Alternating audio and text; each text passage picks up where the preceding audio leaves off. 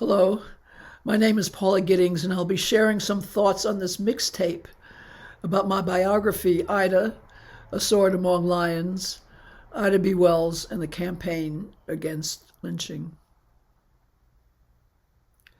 Maybe it's because I grew up in the 60s that I think America runs on rage and courage. This occurred to me as a young teen when I saw the Freedom Rides on television. I watched helplessly as defiant activists on southbound buses were met by tire irons and bombs. I filled with awe when the riders, many of them teenagers themselves and led by black women, kept on riding. Where did the rage come from? The courage. What was this thing called race that dug so deeply beneath both? These were the questions that made me a writer.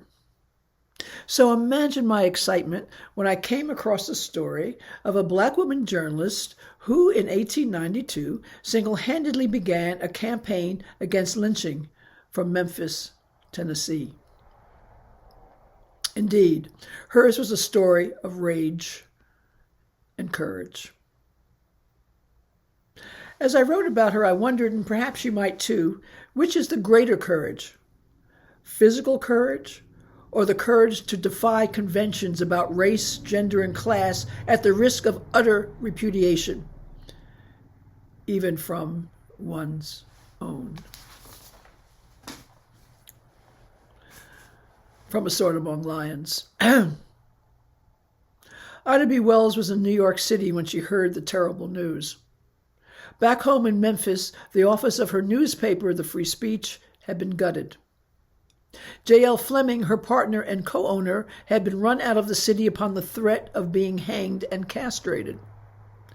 And a former owner of the paper, Reverend Taylor Nightingale, had been pistol-whipped and forced to recant the words of the May 1892 editorial that had detonated the violent response in Memphis.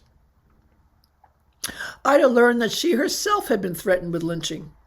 She was receiving urgent telegrams telling her that whites were posted at the railway station waiting for her return.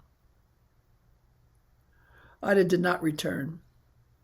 Going home would only mean more bloodshed, she decided, after hearing that black men had vowed to protect her. The southern city had been in an unsettled state since March, when 3 black men, including a close friend of Wells's, had been lynched. And she had urged thousands of black Memphians to leave a city that would not give them justice. Her May editorial, published just before a long-planned trip east, was a response to another paper's assertion that the spate of recent lynchings in the South had been triggered by the increasing occurrences of rape perpetrated by black men upon white women. In June of 1892, Wells, now in exile, wrote a long expose for the New York Age, a black weekly with a substantial white readership.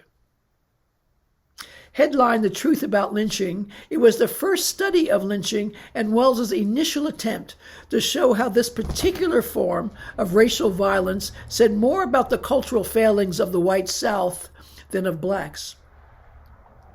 How not only race, but attitudes toward women and sexuality instigated it. And that lynching represented the very heart, the Rosetta Stone of America's troubled relationship with race. Wells believed that lynching was a central issue that defined blacks as a nation lurched toward the 20th century. And it was one that demanded new strategies that included self-defense and civil disobedience. The Truth About Lynching sought to leave the old Victorian beliefs behind, in which the characteristics of race, class, and gender were fixed by immutable laws. In Wells's universe, it was white women who were sexualized, black women victimized. It was white men who were feral and barbaric, black men, successful and sentimental. But her juxtaposition added up to more than a petulant inversion of racial roles and characteristics. When Wells counseled blacks that wealth and social advancement were not agents of change in themselves, she was laying the groundwork for protest movements in the post-Victorian world, where conflict had its place, where progress was not inevitable without political protest and action, and where language, not natural law, defined the meaning of race. Wells understood the radical implications of her message, and she was prepared to endure the consequences, even if, as she says, the heavens might fall. But Ida's crusade to tell the truth about lynching gave her the means to reorder the world and her race's place within it. Once defamed herself, now she would expose the lies that sullied the race's name and restore it. Somebody must show that the Afro-American race is more sinned against than sinning, wrote Wells, and it seems to have fallen on me to do so.